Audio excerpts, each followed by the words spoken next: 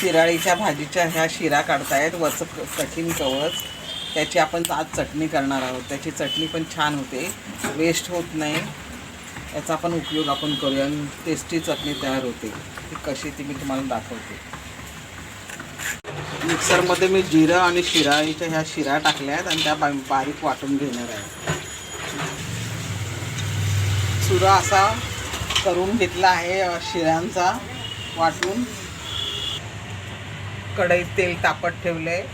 तेल तापलंय, थोडंसं जिरं टाकायचं.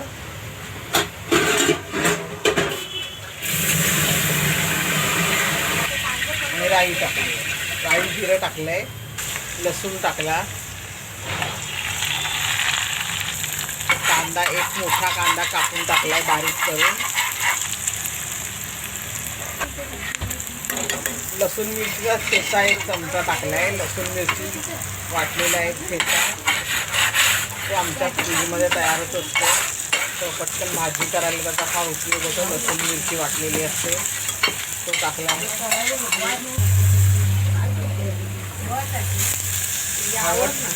शिरा वाटलेल्या टाकल्या. आता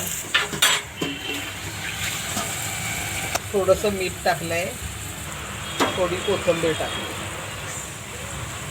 शेंगदाण्याचा कूट 2-3 चमचे. मस्त भाजी होते, चमचमीत छान चटणी म्हणजे. तुम्ही पण करून पहा, मस्त भाजी होते. फेकण्यापेक्षा करून पहा कधीतरी चवीनं खाण्यासाठी. तुम्ही माझ्या चॅनलला लाईक करा, शेअर करा आणि सबस्क्राईब करा आणि पाहत राहा.